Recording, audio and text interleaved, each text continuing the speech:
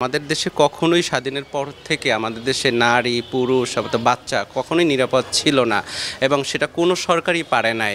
যদিও আমাদের দেশে নারী প্রধানমন্ত্রী ছিল এবং বিভিন্ন সময়ে জাতীয় সংসদে আসন দেওয়া হয়েছে 30%, কিন্তু বাস্তবে এই দেশে নারী এবং যে আমাদের শিশুদের যে নিরাপত্তা বিষয়টা আসলে সেই সাংসদরা 30% নারী কোটায় যারা নির্বাচিত হয়েছিল অথবা তাদেরকে নির্ধারণ করা হয়েছিল, তারা কি কোনো কার্যক্রম নিয়েছিল?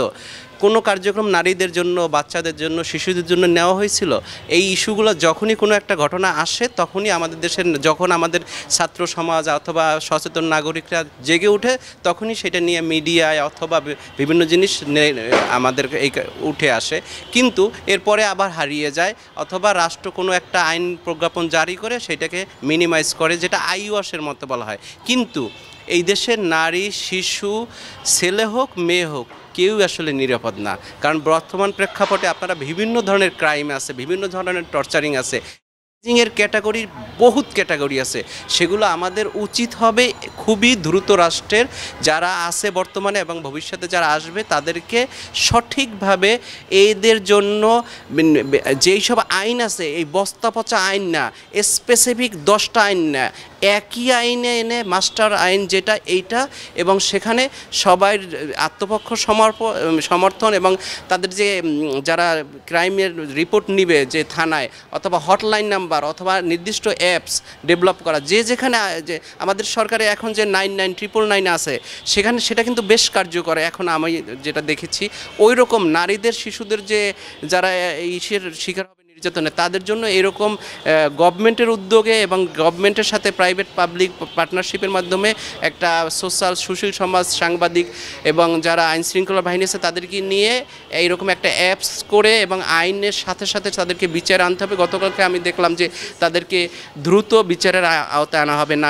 190 ডেজের মধ্যে যেটা ছিল, মানে যেটা বেশি ছিল সেটা কমাই আনছে অর্ধেক সময়।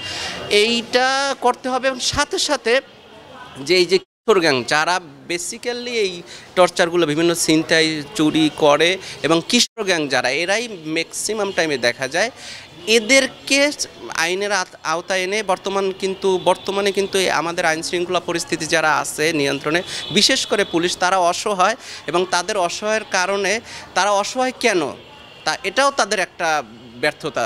তারা বলতেছে আমরা অসহায়, তাদের কি এখনও সময় হয় না 6 মাসের মধ্যে তারা সহায়ত্ব পায় নাই? তাহলে তারা চাকরি ছেড়ে দিক। তারা এখন রাষ্ট্রে 18 কোটি দেশের মানুষের মধ্যে বহুত মানুষ আছে, পুলিশে কতজন আছে, তাহলে আস্তে আস্তে তারা গ্র্যাজুয়ালি চাকরি থেকে রিটায়ারমেন্ট, তারা যদি অসহায়ত্ব প্রকাশ করে, তারা যদি না পারে, কিন্তু আপনার হাতে ক্ষমতা থাকবে, আপনি বেতন নেবেন, আপনি মানুষকে সাপোর্ট দিবেন না, তা তো হয় না। আইন আছে, হ্যাঁ, আইনের যেখানে গ্যাপ আছে সেগুলো দ্রুত সংস্কার করা হোক এবং সেইটা অনুযায়ী কাজ করলে আমার মনে হয় একটা টার্গেট যে বেস লাইন করে যে আমরা এই 1 বছর 6 মাসের মধ্যে আমাদের জিরোতে আনতে পারবো না, আমরা আস্তে আস্তে গ্র্যাজুয়ালি একদম কমিয়ে নিয়ে আসবো এবং সেটা একটা পর্যায়ে এসে আমাদের এই ধরনের কথা যাতে আমাদের না শুনতে হয় যে আমাদের নারীরা নিরাপদ না, আমাদের শিশুরা নিরাপদ না। আমাদের শিশু বলতে বাচ্চা, সেটা মেয়ে শিশু হোক ছেলে শিশু হোক, সবার জন্যই নিরাপত্তা দরকার আছে।